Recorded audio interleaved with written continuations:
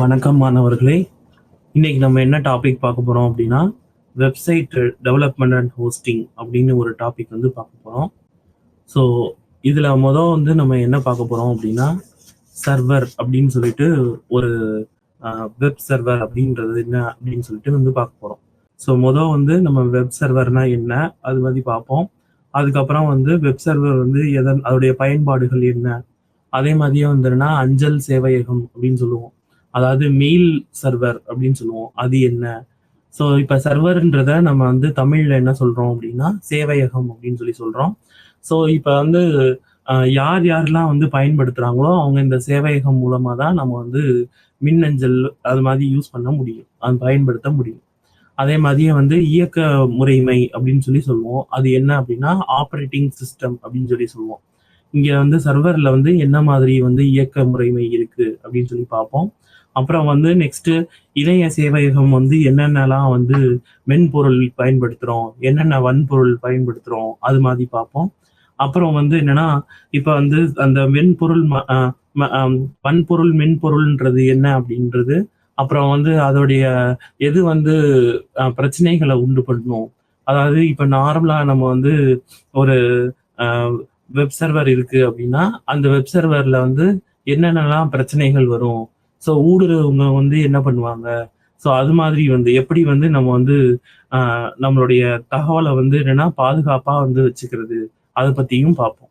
So இதுதான் வந்து என்னன்னா இன்னைக்கு வந்து என்னன்னா நம்ம பார்க்கக்கூடிய கருத்துக்கள் என்னென்னலாம் பார்க்க போறோம்னு கோப்புகள் அப்படின்றது என்னன்னா ஃபைல்ஸ் அப்படின்னு சொல்லுவோம். இப்ப நீங்க வந்து உங்களுடைய கம்ப்யூட்டர் இருக்கு அப்படின்னா, அதுலயே வந்து என்னன்னா நீங்க வந்து ஒவ்வொரு ரூமே வந்து என்னன்னா ஃபைல்ஸா தான் நீங்க ஸ்டோர் பண்ணுவீங்க. இந்த ஃபைல்ஸ்ன்றது என்ன அப்படின்னா கோப்புகள் அப்படின்னு சொல்லுவோம். அதே மாதிரியே ப்ரோக்ராம்ஸ் அப்படின்னு சொல்லிட்டு நம்ம யூஸ் பண்ணுவோம். அதை வந்து நிரல்கள் அப்படின்னு சொல்லுவோம். இது வந்து கணினியில வந்து நம்ம பயன்படுத்தக்கூடிய இது ஃபைல்ஸும் வந்து ப்ரோக்ராம்ஸும் நம்ம கம்ப்யூட்டர்ல யூஸ் பண்ணக்கூடிய ஒன்று.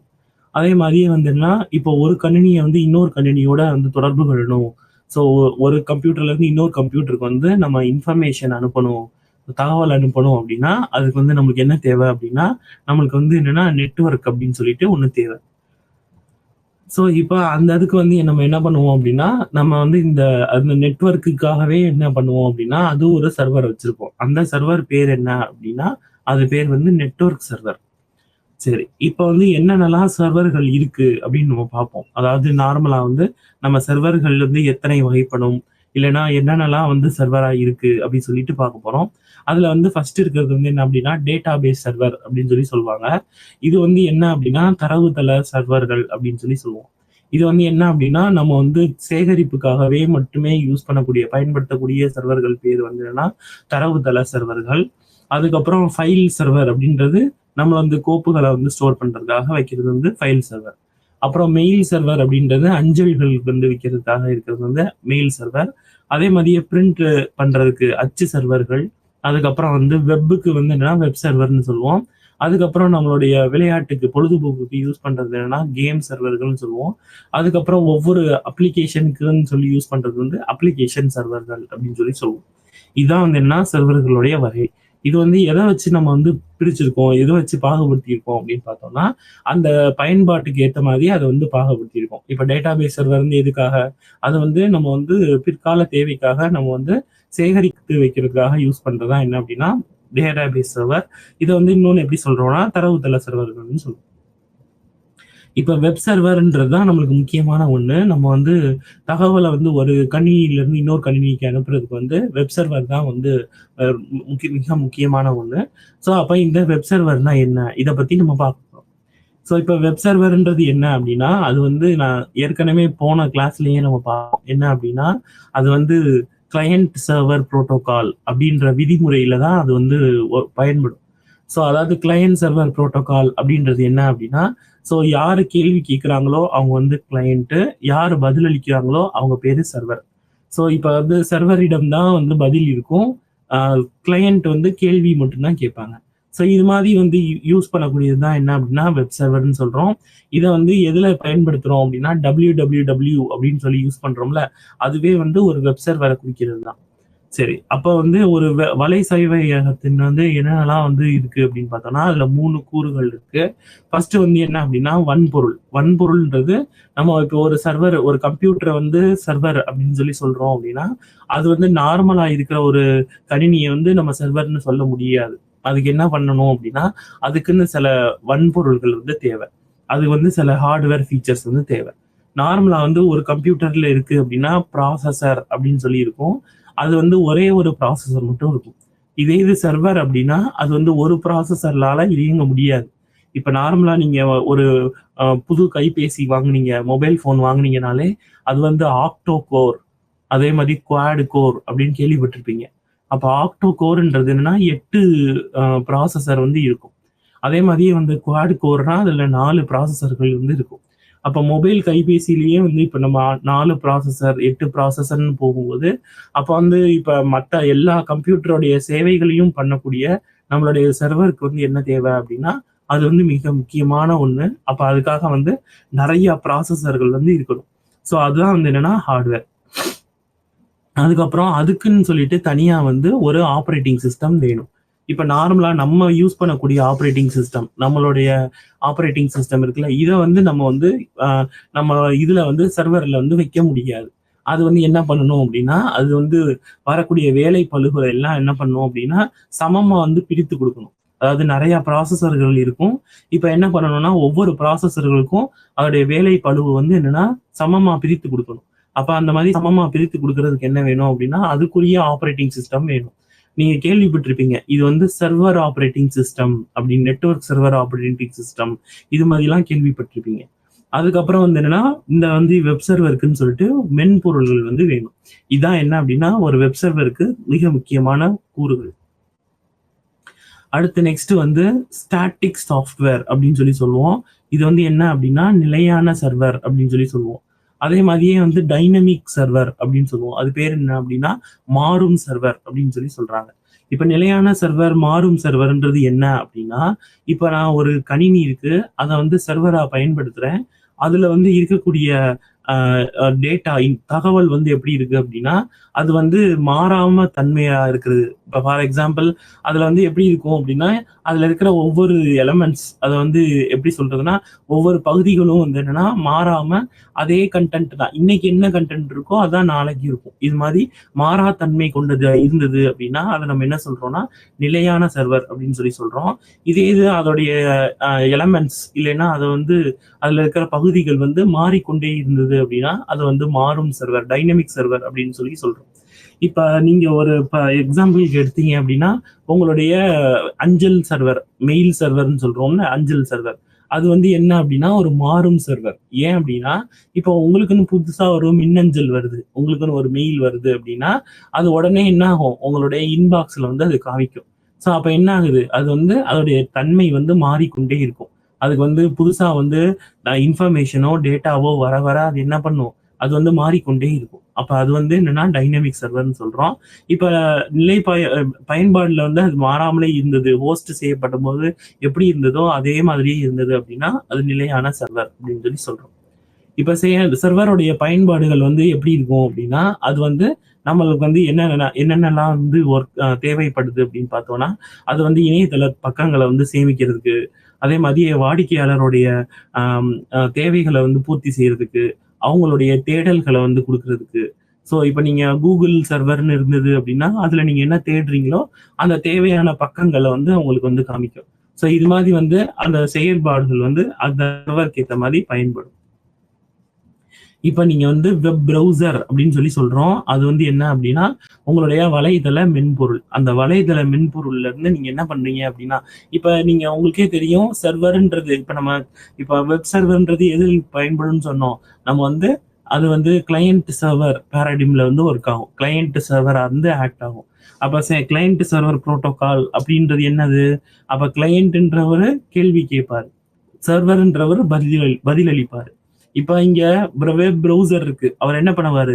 அவர் வந்து என்னுடைய இன்பாக்ஸ் வேணும் அப்படின்னு சொல்லி அவரு வந்து கேட்கிறாரு. இன்டர்நெட் மூலியமா. ஸோ அப்ப என்ன ஆகும்? அது எங்க போகுது அப்படின்னா, அதோடைய வெப் சர்வருக்கு வந்து போகுது. அப்ப அந்த வெப் சர்வர் என்ன கேட்பாரு? அப்போ உங்களுடைய திறவுகோல சொல்லுங்க. திறவுகோல்ன்றது பாஸ்வேர்ட். ஸோ உங்களுடைய யூசர் நேம் என்ன, பாஸ்வேர்டு என்னன்னு நீங்க கொடுத்துருந்தீங்க, உங்களுடைய குறியீடை கொடுத்துருந்தீங்க அப்படின்னா என்ன ஆகும், அது வந்து சரி பார்க்கும். அந்த பாஸ்வேர்டும் ஏற்கனவே இருக்கிற திறவுகோலும் நீங்க கொடுத்துருக்க திறவுகோலும் கரெக்டா இருக்கா இருந்தது அப்படின்னா நம்மளுக்கு என்ன பண்ணும், நம்மளுக்கு உங்களுடைய இன்பாக்ஸை வந்து காமிக்கும். ஸோ இப்போ சர்வரிடம் என்ன இருக்கும், அவங்ககிட்ட வந்து எல்லாருடைய முகவரி, ஒவ்வொரு முகவரியோடைய இன்பாக்ஸ்கள் வந்து இருக்கும். அப்ப கிளையண்டிடம் என்ன இருக்கும், அவங்ககிட்ட திறவுகோல் இருக்கும், அதே மாதிரி கேள்விகள் இருக்கும். அப்ப வெப் ப்ரௌசர் அல்லனா கிளையண்ட் என்ன பண்ணுவாரு, கேள்விகளை கேட்பாரு. அது யாரிடம் போகும், சர்வரிடம் போகும். சர்வர் வந்து அதுக்குரிய பதிலை வந்து அளிக்கும். இதான் வந்து என்ன அப்படின்னா ஒரு கிளையண்ட் சர்வர் புரோட்டோகால். இப்ப நம்ம பார்க்கக்கூடியது என்ன அப்படின்னா அஞ்சல் சேவையகம் அப்படின்றத பார்க்க போறோம். ஸோ இவ்வளவு நேரம் நம்ம பார்த்தது வந்து நம்ம வந்து வெப் சர்வர். இப்ப நம்ம பார்க்க போறது வந்து மெயில் சர்வர். ஸோ இப்ப வெப் சர்வர்ன்றது என்ன அப்படின்னா அது வந்து நம்மளுடைய வெப்புக்காக பயன்பாட்டுக்காக யூஸ் பண்றது என்னன்னா வெப் சர்வர். இப்ப நம்ம பார்க்க போறது என்ன அப்படின்னா மெயில் சர்வர். மெயில் சர்வர்ன்றது நம்மளுடைய மின்னஞ்சலுக்கு யூஸ் பண்றது தான் என்ன அப்படின்னா நம்மளோட மெயில் சர்வர். இப்ப வந்து என்ன அப்படின்னா கிளையண்ட் அப்படின்னு சொல்லி இருப்பாங்க. அவங்க தான் நம்மளுக்கு தேவையான பக்கங்கள், இப்ப என்னுடைய இன்பாக்ஸ் வந்து வேணும், இல்லைன்னா நான் ஏற்கனவே வந்த ஒரு மெயில் வந்து வேணும், இல்லைன்னா இந்த முகவரியில இருந்து எனக்கு வந்த அஞ்சல் வேணும் அப்படின்னா நம்ம என்ன பண்ணணும், அவங்க வந்து நம்ம வந்து அதை வந்து கொடுக்கணும், நம்ம வந்து தேடுதலா வந்து கொடுக்கணும். அதாவது இப்ப எனக்கு இந்த மின்னஞ்சல்ல இருந்து வந்த மெயில்களை வந்து காமி அப்படின்னு சொல்லிட்டு நான் வந்து சர்ச்சில் வந்து கொடுக்கணும். கொடுத்த உடனே என்ன ஆகும் அப்படின்னா அது வெப் சர்வருக்கு போகும். அந்த வெப் சர்வர் என்ன பண்ணும் அப்படின்னா அதுக்கு வந்து பதில் அளிக்கும். ஸோ இவங்க வந்து என்னன்னா இந்த மாதிரி கேள்வி கேட்குறாங்க, இந்த மாதிரி அவங்க இந்த மின்னஞ்சல்ல இருந்து வந்த மெயில்களை வந்து கேட்குறாங்க. அப்ப என்ன பண்ணும், அது வந்து அதோடைய மெயிலை வந்து காமிக்கும், இன்பாக்ஸ்ல இருக்கிறத காமிக்கும். அதாவது என்னன்னா எது வந்து தேடல்ல வந்து முதல்ல இருக்கோ அதை வந்து காமிக்கும், அதுக்கு அடுத்து இருக்கிறது அப்படியே வரிசைப்படுத்தி காமிக்கும். ஸோ இதுதான் வந்து என்ன அப்படின்னா ஒரு அஞ்சல் சேவையகம் அப்படின்னு சொல்லி சொல்றோம். இது இன்னொன்னு எப்படி சொல்லலாம் அப்படின்னா மெயில் சர்வர் அப்படின்னு சொல்லலாம். சரி, இப்ப இந்த அஞ்சல் சேவையகம் வந்து எப்படி ஒர்க் ஆகுது அப்படின்னா நம்ம ஏற்கனவே வந்து வெப் சர்வர் வந்து எதுல ஒர்க் ஆகும் அப்படின்னு பார்த்தோம்னா HTTP அப்படின்ற புரோட்டோகால்ல ஒர்க் ஆகும் அப்படின்னு பார்த்தோம். நம்ம வந்து வெப் சர்வர் எந்த புரோட்டோகால்ல ஒர்க் ஆகும், HTTP hyper text transfer protocol அப்படின்னு சொல்லிட்டு நம்ம பார்த்தோம். இது வந்து போன இதுலயே பார்த்தோம். இப்ப நம்ம என்ன பார்க்க போறோம் அப்படின்னா நம்ம வந்து மெயில் புரோட்டோகால் வந்து என்ன, அதாவது அஞ்சல் சேவையகம் வந்து எதுல ஒர்க் ஆகுது அப்படின்னு பார்க்கும்போது SMTP அப்படின்றதுல வந்து ஒர்க் ஆகுது. இப்ப இந்த SMTPன்றது என்ன அப்படின்னா சிம்பிள் மெயில் டிரான்ஸ்ஃபர் புரோட்டோகால். இப்ப சிம்பிள் மெயில் டிரான்ஸ்ஃபர் புரோட்டோகால்ன்றது என்ன அப்படின்னா இது வந்து ஒரு விதிமுறை. இந்த விதிமுறை வந்து எப்படி இருக்கும் அப்படின்னா இந்த மாதிரி தான் நீங்க வந்து கொடுக்கணும். இந்த மாதிரி இங்க வந்து நீங்க வந்து இப்ப நீங்க ஒரு மின்னஞ்சல் இருக்கு, அதுல என்ன கொடுப்பீங்க, வந்து ஃப்ரம் அப்படின்னு இருக்கும், யார்கிட்ட இருந்து போகுது அப்படின்னு சொல்லி. அடுத்து டூன்னு இருக்கும், அது யாரிடம் போகுது அப்படின்னு. அப்புறம் BCCன்னு இருக்கும், அது பிளைண்ட் கார்பன் காப்பி. அப்புறம் வந்து சப்ஜெக்ட்னு இருக்கும், அப்ப சப்ஜெக்ட்ல வந்து அது எதை பத்தின விவரம் அப்படின்னு சொல்லி நம்ம எழுதணும். அடுத்து கீழே வந்து நம்மளுடைய மெசேஜ் வந்து இருக்கும். ஸோ இது மாதிரி அதுக்கப்புறம் அட்டாச்மெண்ட் இருந்தா இருக்கும். இது மாதிரி நம்ம வந்து என்ன பண்ண போறோம் அப்படின்னா இப்ப இது வந்து நம்ம மெயில்ல ஃபாலோ பண்ணக்கூடிய ஒரு விதிமுறை. நம்ம வந்து இப்ப லீவ் லெட்டர்னா எப்படி எழுதணும் அப்படின்னு ஒரு விதிமுறை ஃபாலோ பண்ணுவோம். அது மாதிரியே நம்ம இங்க அஞ்சல் சேவையகத்திலேயே நம்ம என்ன பண்றோம், எப்படி வந்து நம்ம வந்து இன்ஃபர்மேஷன் வந்து சேகரிக்கணும், நம்ம வந்து தகவல் வந்து சேகரிக்கணும் அப்படின்னு சொல்லிட்டு அதுக்குன்னு சொல்லிட்டு ஒரு விதிமுறைகள் இருக்கு.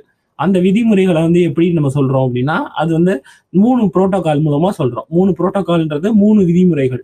ஸோ சில பேர் வந்து நான் வந்து SMTP ஃபாலோ பண்றேன்னு ஃபாலோ பண்ணுவாங்க. சில கம்ப்யூட்டர்ல வந்து நான் POP3 ஃபாலோ பண்றேன்னு சொல்லுவாங்க. POP3 அப்படின்றது போஸ்ட் ஆஃபீஸ் புரோட்டோகால் அப்படின்னு சொல்லி சொல்லுவோம். இதுவும் வந்து அஞ்சல் சேவையில தான் யூஸ் பண்றோம். அதே மாதிரியே நெக்ஸ்ட் என்ன பண்றோம் அப்படின்னா IMAP அப்படின்னு சொல்லுவாங்க, internet message access protocol. So இந்த மாதிரி 3 புரோட்டோகால் மூலமா நம்ம என்ன பண்றோம், நம்ம வந்து சர்வரை வந்து நம்ம வந்து தகவல் கொள்றோம். ஸோ அப்ப என்னென்னலாம் இருக்கு அப்படின்னா 3 விதிமுறைகள் இருக்கு. அப்ப நீங்க இந்த 3ல ஏதாவது ஒரு விதிமுறை யூஸ் பண்ணி தான் நீங்க என்ன பண்ண முடியும், மெயில வந்து நீங்க வந்து பயன்படுத்த முடியும். அப்ப மெயில் பயன்படுத்துக்கு என்னென்ன தேவைப்படுது, 3 புரோட்டோகால் தேவைப்படுது. என்னென்ன, ஒன்னு வந்து SMTP, அப்படி இல்லைன்னா POP3, அப்படி இல்லைன்னா IMAP. ஸோ SMTPன்றது என்னது, simple mail transfer protocol.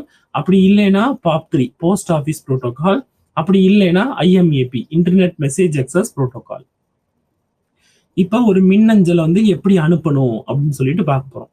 So இப்போ நாங்கள் நார்மலாக வந்து இருக்கேன். இப்போ நான் வந்து என்னன்னா என்னுடைய மின் அஞ்சலை வந்து ஒரு இடத்துல இருந்து இன்னொரு இடத்துக்கு வந்து அனுப்பணும். ஸோ அப்போ எப்படி வந்து பயன்படுத்துறது, எப்படி வந்து ஒரு மின் அஞ்சலை வந்து அனுப்புறது.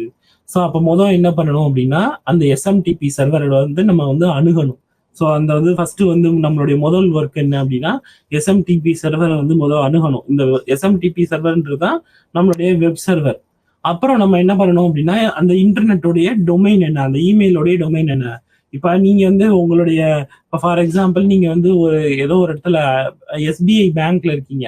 அப்போ உங்களுடைய மின்னஞ்சல் எப்படி இருக்கும், உங்களுடைய பேரு டாட் எஸ்பிஐ டாட் இன் அந்த மாதிரி இருக்கும். ஸோ அப்ப என்ன அர்த்தம், எஸ்பிஐன்றது அவங்க வந்து நீங்க எதுல ஒர்க் பண்றீங்களோ அந்த டொமைனை வந்து குறிக்கும். இப்ப நீங்க ஃபார் எக்ஸாம்பிள் இப்ப இக்னோல வேலை பாக்குறாங்க அப்படின்னா IGNOU dot AC dot in அந்த மாதிரி வரும்.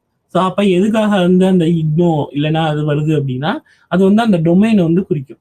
ஸோ இப்போ வந்து என்னன்னா நீங்க வந்து முதல் வந்து எஸ்எம்டிபி சர்வரை வந்து அணுகணும். அப்புறம் ரெண்டாவது என்ன அப்படின்னா அந்த இமெயிலோடைய டொமைனை வந்து செக் பண்ணணும், ப்ராசஸ் பண்ணணும். அப்புறம் ஒரு மூணாவது என்ன அப்படின்னா அவங்க வந்து கரெக்டான வந்து யூசர் தானா, ஸோ கரெக்டான இவர் தானான்னு சொல்லி செக் பண்றதுக்கு வந்து திறவுகோல் அந்த இதை வச்சு டேட்டா வச்சு செக் பண்ணணும். ஃபைனலா வந்து மெயில வந்து சென்ட் பண்ணணும். இதுதான் வந்து இந்த 4 ப்ராசஸ். அப்போ வந்து என்னன்னா ஃபர்ஸ்ட் வந்து எஸ்எம்டிபி அணுகிறது வந்து முதல் இது. ரெண்டாவது என்ன அப்படின்னா நம்ம வந்து இமெயில வந்து நம்ம வந்து என்ன டொமைனோ அதை நம்ம குறிப்பிடணும். மூணாவது வந்து ஒவ்வொன்றுக்கும் வந்து ஒரு அட்ரஸ் இருக்கும், மின்னஞ்சல் இருக்கும், அந்த அஞ்சல் முகவரியை வந்து கொடுக்கணும். அடுத்து நாலாவது வந்து மெயில வந்து நம்ம அவங்களுக்கு வந்து சென்ட்ரடைஸ் செய்யணும். இதுதான் வந்து நம்மளுடைய அனுப்புமுறை. ஸோ இப்போ இந்த அனுப்புமுறை என்னென்ன இருக்கு அப்படின்னா சென்டர் இருக்கும். அவர் வந்து என்ன பண்ணுவாரு அப்படின்னா அவர் வந்து கரெக்டான இப்ப இவர் தானா அப்படின்றது திறவுகோல் வச்சு நம்ம வந்து செக் பண்ணுவோம். பாஸ்வேர்டுன்னு சொல்லுவோம். அந்த பாஸ்வேர்டு வந்து சரியா கொடுத்தாங்க அப்படின்னா அதை வச்சு நம்ம செக் பண்ணுவோம். அப்புறம் இது வந்து எதுல போகுது அப்படின்னா நெட்வொர்க்ல போகுது.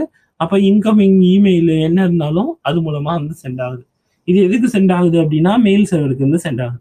இப்போ நீங்க பாத்தீங்கன்னா இதுல தெரியும், மேல இருக்கிறது வந்து எஸ்எம்டிபி யூஸ் பண்ணியிருப்பாங்க, ரெண்டாவது இருக்கிறது வந்து பாப்னு போட்டிருப்பாங்க. பாப்ன்றது போஸ்ட் ஆஃபீஸ் புரோட்டோகால். நம்ம இது போக இன்னொன்னு பார்த்தோம், ஐஎம்ஏபின்னு பார்த்தோம். ஸோ இந்த மூணுமே எதுக்கு யூஸ் பண்ணுவாங்க அப்படின்னா நம்மளுடைய மெயில் வந்து சென்ட் பண்றதுக்காக வந்து யூஸ் பண்ணுவாங்க.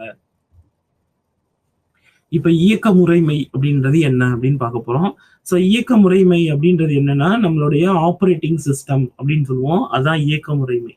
ஸோ இப்போ நீங்க வந்து நார்மலா வந்து உங்களுடைய கம்ப்யூட்டர் இருக்கு. அந்த கம்ப்யூட்டர்ல வந்து நீங்க வந்து என்ன மாதிரி வந்து டேட்டாவை அக்சஸ் பண்றீங்க அப்படின்னா அந்த கம்ப்யூட்டருக்குள்ளேயே, அதாவது அந்த கணினிக்குள்ளேயே இருக்கிற தகவல்கள் வந்து நீங்க செக் பண்றீங்க அப்படின்னு சொன்னீங்கன்னா அதை வந்து நம்ம என்ன சொல்லுவோம் அப்படின்னா அது வந்து நெட்வொர்க் இல்லாம ஒர்க் ஆகுதுன்னு அர்த்தம். அதாவது அதுக்கு வந்து நெட்வொர்க்ன்றது தேவையில்லை. ஆனா ஒரு கணினியில இருந்து இன்னொரு கணினியை வந்து நம்ம அணுகணும் அப்படின்னா நம்ம என்ன வேணும், நம்மளுக்கு வந்து நெட்வொர்க்ன்றது வேணும். ஸோ நெட்வொர்க்ன்றது என்ன சொல்லுவோம் அப்படின்னா பிணைக்கப்படணும். ரெண்டு கம்ப்யூட்டர் வந்து பிணைக்கப்படணும். அப்படி பிணைக்கப்பட்ட நெட்வொர்க்ல வந்து கனெக்ட் பண்ணியிருக்கணும். அப்ப பிணைக்கப்பட்டிருந்தாதான் நம்ம என்ன பண்ண முடியும், இங்க இருக்கிற டேட்டா வந்து அங்க வந்து நம்ம அக்சஸ் பண்ண முடியும். அப்ப அதுக்கு என்ன வேணும் அப்படின்னா நம்மளுக்கு வந்து அதுக்கு வந்து ஆப்ரேட்டிங் சிஸ்டம் வந்து வேணும். ஸோ ஆப்ரேட்டிங் சிஸ்டம்ன்றது என்ன அப்படின்னா ஒரு கணினியில இருந்து இன்னொரு கணினியை வந்து நம்ம தொடர்பு கொள்றதுக்காக தேவைப்படுகின்ற சில சாஃப்ட்வேர். ஸோ இப்போ இந்த சில சாஃப்ட்வேர் வந்து என்னென்னலாம் வகைப்படும் அப்படின்னு பார்க்கும்போது அது வந்து 2 வகைப்படும். ஒன்று வந்து என்ன அப்படின்னா அப்ளிகேஷன் சாஃப்ட்வேர் அப்படின்னு சொல்லி சொல்லுவோம். அது வந்து பயன்பாட்டுக்கு ஏற்ற மாதிரி இருக்கிற சாஃப்ட்வேர் தான், மென்பொருள் தான் அது. இதே இது வந்து என்னன்னா நம்மளுடைய சிஸ்டம் சாஃப்ட்வேர் அப்படின்னு சொல்லி சொல்லுவோம். அது என்ன அப்படின்னா நம்மளுடைய கணினி பயன்பாட்டுக்காக தேவைப்படுகின்ற ஒரு மென்பொருள் தான் அது. ஸோ இப்போ இதுதான் வந்து என்னன்னா நம்மளுடைய இயக்க முறைமை. இப்போ நீங்க டயக்ராம்ல பாத்தீங்கன்னா இதுல வந்து ஆப்பிள் இருக்கும். ஸோ இது வந்து எதை குறிக்குது அப்படின்னா ஆப்பிளோடைய இயக்க முறைமையை வந்து குறிக்குது, ஆப்பிளோடைய ஆப்ரேட்டிங் சிஸ்டம். அதே மாதிரி இந்த பென்குயின் இருக்கிறது வந்து என்னன்னா லினக்ஸோடைய ஆப்ரேட்டிங் சிஸ்டம். அப்புறம் நெக்ஸ்ட் வந்து இந்த மாதிரி லோகோ இருக்கிறது வந்து என்னன்னா விண்டோஸோடைய ஆப்ரேட்டிங் சிஸ்டம். அதே மாதிரி ஐஓஎஸ். ஸோ இது மாதிரி வந்து இயக்க முறைமையோடைய ஆப்ரேட்டிங் சிஸ்டம் வந்து கொடுத்துருக்கோம். இப்போ விண்டோஸ்ன்றது என்ன அப்படின்னா உங்களுக்கு தெரிஞ்ச ஒரு ஆப்ரேட்டிங் சிஸ்டம் தான். இது வந்து எப்படி ஒர்க் ஆகுது அப்படின்னா இது வந்து யாரால வந்து துவங்கப்பட்டது அப்படின்னு பார்த்தோம்னா மைக்ரோசாஃப்ட் அப்படின்ற நிறுவனம் மூலமா தொடங்கப்பட்டது. இதுதான் வந்து என்னன்னா நம்ம விண்டோஸ். இதே மாதிரியே லினக்ஸ்ன்றது யாரு உருவாக்குனாங்க அப்படின்னு பார்த்தோம்னா அது வந்து இவங்களால உருவாக்கப்பட்டது. அவங்க வந்து இந்த கம்பெனியால உருவாக்கப்பட்டது. ஓப்பன் சோர்ஸ் அப்படின்னு சொல்லக்கூடிய வகையை வந்து சேர்ந்தது. ஸோ இப்போ இதுதான் வந்து இது ரெண்டுக்கும் உள்ள நம்மளுடைய இது வேறுபாடு. இப்போ வந்து இந்த லினக்ஸ்ல என்ன ஒரு இது அப்படின்னு சிறப்பம்சம் அப்படின்னு பார்த்தோம்னா, இது வந்து வைரஸ் இந்த மாதிரி வந்து எந்த அச்சுறுத்தலும் வந்து என்னன்னா இருக்காது. லினக்ஸ் வந்து இதெல்லாம் வந்து இருந்ததுன்னா அது வந்து அதுவே வந்து ரிமூவ் பண்ணிடும். ஸோ இதான் வந்து லினக்ஸுக்கும் விண்டோஸ்க்கும் உள்ள வேறுபாடுகள். இப்ப இந்த 2ம் உள்ள வேறுபாடுகள வந்து சொல்றோம். ஸோ இது வந்து விண்டோஸ்ன்றது என்ன அப்படின்னா, அது வந்து ஒரு ப்ரொப்ரைட்டரி சாஃப்ட்வேர் அப்படின்னு சொல்லுவாங்க. அதாவது என்னன்னா, அது வந்து காசு குடுத்து வாங்கணும். அதான் என்னன்னா விண்டோஸ் உடைய மெயின் ப்ராப்ளமே. இதே இது லினக்ஸ்னா அது வந்து ஒரு இலவச சாஃப்ட்வேர். அதே மாதிரி நெக்ஸ்ட் வந்து விண்டோஸ் வந்து எஃபிஷியன்ட் வந்து கம்மியா இருக்கும். இதே இது லினக்ஸ் வந்து எஃபிஷியன்சி வந்து அதிகமா இருக்கும். அதே மாதிரி விண்டோஸை மாற்றிக்கொள்ள முடியாது. இதே இது லினக்ஸ் வந்து மாற்றிக்கொள்ள முடியும். அதே மாதிரி விண்டோஸ்ல வந்து என்னன்னா செக்யூரிட்டி அதுல வந்து பாதுகாப்பு அம்சங்கள் வந்து கம்மியா இருக்கும். இதே இது வந்து லினக்ஸ்ல வந்து பாதுகாப்பு அம்சங்கள் அதிகமா இருக்கும். அதே மாதிரியே வந்து விண்டோஸ்ல வந்து நம்மளுக்கு ஹார்ட்வேருடைய தொகை வந்து நம்மளுக்கு வந்து கூட வரும். இதே இது லினக்ஸ்ல வந்து கம்மியான தொகை தான் தேவைப்படும். ஸோ இதான் என்னன்னா விண்டோஸ்க்கும் லினக்ஸ்க்கும் உள்ள வேறுபாடு. இப்போ அடுத்து நம்ம என்ன பார்க்க போறோம் அப்படின்னா, நம்ம இணையதளத்துல யூஸ் பண்ணக்கூடிய நம்ம வன்பொருள் மென்பொருள் என்ன. ஸோ மென்பொருள் அப்படின்றது சாஃப்ட்வேர்னு சொல்லுவோம். வன்பொருள்ன்றது என்னன்னா ஹார்ட்வேர்னு சொல்றோம். ஸோ இப்போ இதை வந்து என்னன்னா என்ன எதுக்காக நம்ம பயன்படுத்துறோம் அப்படின்னு சொல்லிட்டு பார்க்க போறோம். ஸோ இப்போ வன்பொருள் இருக்கு, மென்பொருள் இருக்கு. இந்த வன்பொருளும் மென்பொருளும் நம்ம எதுக்காக யூஸ் பண்ண போறோம் அப்படின்னா, ஒரு கணினியோடைய பயன்பாட்டிற்காக யூஸ் பண்ண போறோம். இப்போ நீங்க ஒரு இணையதளம் இருக்கு, அதை நீங்க கிளிக் செய்றீங்க அப்படின்னா, அந்த பக்கங்கள் வந்து உங்களுக்கு வந்து என்னன்னா காமிக்கும், ஓப்பன் பண்ணி காமிக்கும். ஸோ இதை வந்து பண்றதுக்கு என்ன வேணும் அப்படின்னா, நம்ம வந்து ஒரு சாஃப்ட்வேர் மென்பொருள்ன்றது வேணும்.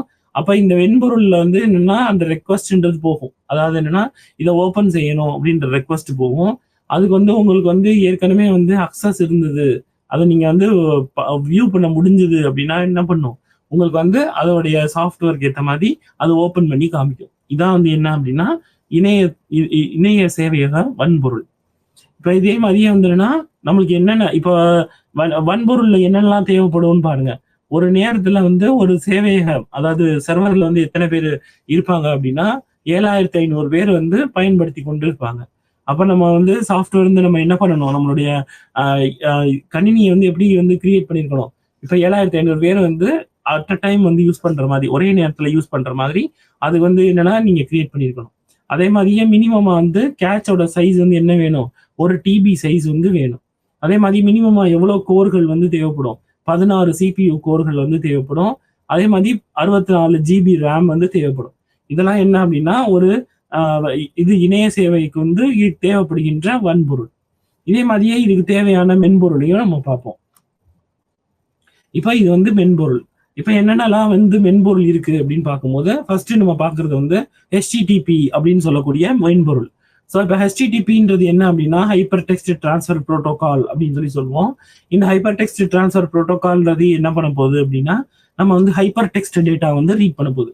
ஸோ இப்போ ஹைப்பர் டெக்ஸ்ட் டேட்டான்றது என்ன அப்படின்னா ஆடியோ, வீடியோ, அதே மாதிரியே வந்து டெக்ஸ்ட், கிராஃபிக்ஸ் இதெல்லாம் வந்து சேர்ந்த கலவை தான் என்னது நம்மளுடைய HTTP hyper text transfer protocol அப்படின்னு சொல்லி சொல்லுவோம். ஹைப்பர் டெக்ஸ்ட்ன்றது சொல்லுவோம்.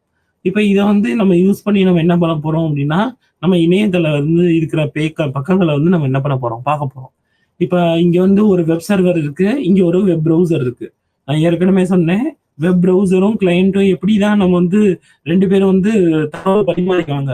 ஸோ இப்போ வந்து ப்ரௌசர் வந்து என்ன பண்ணுவாரு, அதாவது கிளையண்ட் வந்து என்ன பண்ணுவாரு, அவர் வந்து கேள்வி கேட்கிறாரு. அப்போ அவருக்கு தேவையான கேள்விகளை வந்து எங்க கேட்கிறாரு, அவர் வந்து வெப் சர்வர்கிட்ட கேட்கிறாரு. அப்ப அந்த வெப் சர்வர் வந்து என்ன பண்ணும், அவருக்கு வந்து பதில் அளிக்கும். இதான் வந்து HTTP ரெக்வஸ்ட்னு சொல்றோம், ரெஸ்பான்ஸ்னு சொல்றோம். இப்ப இணைய சேவையாக மென்பொருள் வந்து என்னென்னலாம் இருக்கு அப்படின்னு பார்க்கும்போது நம்ம முதல் பார்க்கறது வந்து HTML அப்படின்னு யூஸ் பண்ணக்கூடிய ஒரு மென்பொருள். ஸோ HTML அப்படின்றது என்னன்னா ஹைப்பர் டெக்ஸ்ட் மார்க்அப் லாங்குவேஜ் அப்படின்னு சொல்லி சொல்லுவோம். இது வந்து ஹைப்பர் டெக்ஸ்ட் பேஜ் வந்து உருவாக்குறதுக்காக தேவைப்படுகின்ற சாஃப்ட்வேர் தான் இது, அதாவது மென்பொருள் தான் இது. அப்ப இதை வச்சுதான் நம்ம என்ன பண்ண முடியும், நம்ம வந்து இணைய சேவக பக்கங்களை வந்து உருவாக்க முடியும். ஸோ அது வந்து என்ன தேவை, HTML பேஜஸ் வந்து தேவை. அதே மாதிரியே நெக்ஸ்ட் என்ன அப்படின்னா கேட்வே அப்படின்னு சொல்லி சொல்லுவோம். அந்த கேட்வேயை வந்து உருவாக்குறதுக்கு என்ன வேணும், இல்லைன்னா கேட்வே வந்து கடக்கிறதுக்கு வந்து என்ன வேணும் அப்படின்னா காமன் கேட்வே இன்டர்ஃபேஸ் அப்படின்னு சொல்லிட்டு ஒன்று வேணும். ஸோ இந்த காமன் கேட்வே இன்டர்ஃபேஸ்ன்றது என்ன அப்படின்னா எந்த ஒரு கம்பெனியும் வந்து சாராம இது வந்து எப்படி இருக்கும் அப்படின்னா ஒரு சென்ட்ரல் அத்தாரிட்டியா வந்து இருக்கும். ஸோ இது பேர் என்னன்னா common gateway interface.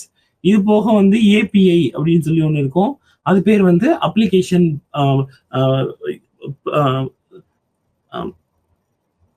Application specific interface. So அதான் வந்துன்னா அப்ளிகேஷன் ப்ரோக்ராம் இன்டர்ஃபேஸ். ஸோ இது எதுக்காக அப்படின்னா அந்த அப்ளிகேஷன் ப்ரோக்ராமுக்காக இருக்கக்கூடிய ஒரு இன்டர்ஃபேஸ். ஸோ இன்டர்ஃபேஸ்ன்றது என்ன அப்படின்னா இப்போ ஒரு சாஃப்ட்வேரையும் இன்னொரு சாஃப்ட்வேரையும், ஒரு மென்பொருளையும் இன்னொரு மென்பொருளையும் இணைக்கிறதுக்காக தேவைப்படுகின்றது தான் என்ன அப்படின்னா இன்டர்ஃபேஸ். அதாவது ஒரு சாஃப்ட்வேர், ஒரு மென்பொருள்ல யூஸ் பண்ணக்கூடிய டேட்டா தகவல்ன்றது ஒரு ஃபார்மெட்ல இருக்கும். இங்க யூஸ் பண்ற டேட்டான்றது ஒரு ஃபார்மெட்ல இருக்கும். இந்த இருக்கிற டேட்டாவை அங்கேயும், அங்க இருக்கிற டேட்டா இங்கேயும் தகவலா மாறுறதுக்கு வந்து என்ன தேவை அப்படின்னா அதுக்கு வந்து என்னன்னா அப்ளிகேஷன் ப்ரோக்ராமிங் இன்டர்ஃபேஸ் வந்து தேவை. இந்த அப்ளிகேஷன் ப்ரோக்ராமிங் இன்டர்ஃபேஸ் வந்து ஒவ்வொரு அப்ளிகேஷனுக்கு ஏற்ற மாதிரி இருக்கும். இப்போ நீங்க ஸ்கைப் யூஸ் பண்றீங்க அப்படின்னா அதுல யூஸ் பண்ற டேட்டா ஃபார்மெட் வேற. இப்போ அதே மாதிரியே நீங்க கூகுள்ல வீடியோ சேட் பண்றீங்க, அதுல யூஸ் பண்ணக்கூடிய ப்ரோட்டோகால் வந்து வேற. அப்ப இந்த ப்ரோட்டோகாலும் அந்த ப்ரோட்டோகால் ரெண்டு அப்ளிகேஷனையும் நம்ம இன்டர்ஃபேஸ் பண்ணணும். இப்ப நான் வந்து ஸ்கைப்ல யூஸ் பண்றேன், இன்னொருத்தவங்க வந்து வேற இதுல யூஸ் பண்றாங்க. அப்ப இல்லைன்னா வேற ஒரு சாஃப்ட்வேர் வந்து கூட வருது. அப்ப அதுக்குரிய இதை வந்து கடந்து செல்லணும் அப்படின்னா அதுக்கு என்ன தேவை? நம்மளுக்கு வந்து இன்டர்ஃபேஸ் வந்து தேவை. இப்ப வந்து இணைய சேவையக மென்பொருளுடைய அம்சங்கள் என்னென்ன இருக்கு அப்படின்னு பார்க்கும்போது, ஸோ ஃபர்ஸ்ட் வந்து கிளையண்ட் ரெக்வஸ்ட் வந்து நம்ம வந்து ப்ராசஸ் பண்றது எப்படி. ஸோ இது வந்து என்னன்னா முதல் அம்சம். அதாவது கிளையண்ட் ரெக்வஸ்ட் வந்து ப்ராசஸ். இப்போ கிளையண்ட்னா உங்களுக்கு தெரியும், கிளையண்ட்னா கேள்வி கேட்குறாங்க. அவங்களுடைய ரெக்வஸ்ட் வந்து நம்ம வந்து சரிபார்த்து அது வந்து சரியா இருந்ததுன்னா அதை வந்து செயல்படுத்த போறோம். அதுதான் ப்ராசஸிங். அப்ப இது வந்து கிளையண்ட் ரெக்வஸ்ட் ப்ராசஸிங் முதல்.